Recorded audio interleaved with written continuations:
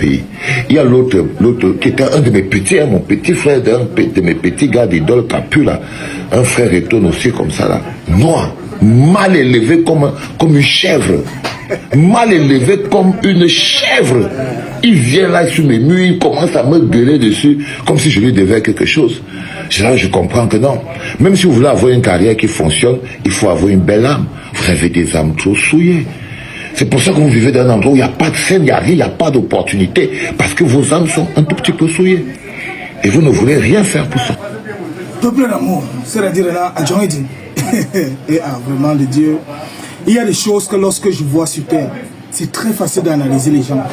Donc un être humain estime que Paul Biya lui doit quelque chose. Samuel Eto'o lui doit quelque chose. Il les accuse et les indexe tous les jours que Dieu a créé. Mais, selon lui, personne ne doit l'indexer. Hein? Aujourd'hui, tu dis, je suis mal élevé comme une chèvre. Toi, Abbé, je vais te faire comprendre une seule chose aujourd'hui. Si tu as l'impression que tu ne me dois pas, tu me dois. Je vais te dire aujourd'hui que tu me dois et je vais me comporter comme une chèvre. Comme tu as dit que je suis une chèvre aujourd'hui.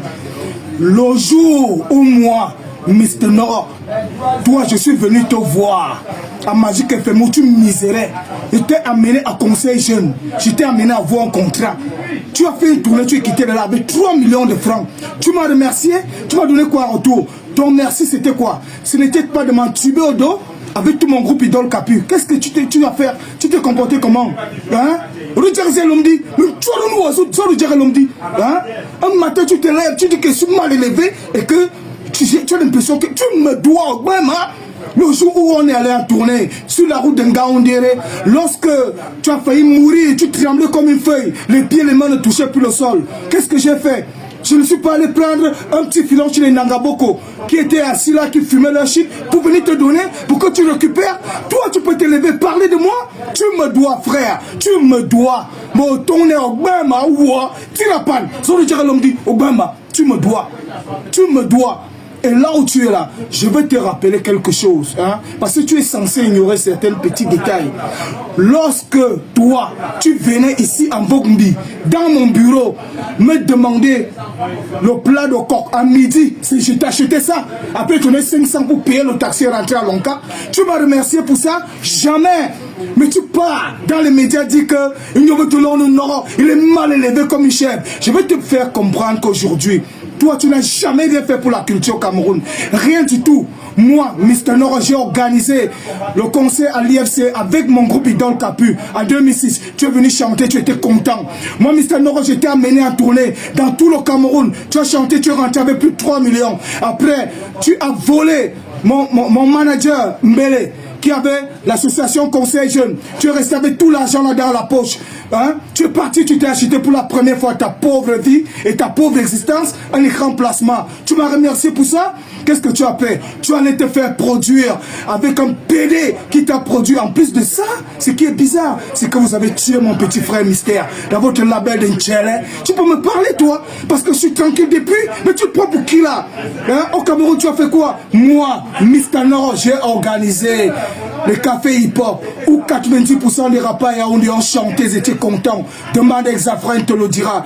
Ceux qui sont sincères savent ce que je suis en train de parler. Même Crotal va te le dire parce qu'il a précédé dans cette scène. Moi, Mr. Nord, aujourd'hui, avec Thierry Abbé, on a fait l'effort de mettre aujourd'hui un artiste sur pied qui s'appelle Bédié Somba. Que tu t'es ramené avec ta grosse langue comme là, comme le pénis du cheval pour venir me dire, oh, comme tu vois là, frère, tout ce qui va se passer avec Bédié Somba, c'est un artiste qui monte, il monte, il monte. Mais tu le prends pour qui là? La toute première fois que tu m'as appelé dans ta vie, toi, Serval Abbé, c'était quand j'étais en train de préparer mon projet Zoomé. Mais qu'est-ce que tu m'as dit, frère? Tu m'as dit, ah ouais, tu veux zoomer toute la République, là? Et oui, je t'ai dit, pour une fois, je veux que tu me tends la main. Mais qu'est-ce que tu as fait? Tu m'as dit, je vais te passer dans mon podcast pour te donner aussi une chance, pour émerger aussi dans ce que tu fais.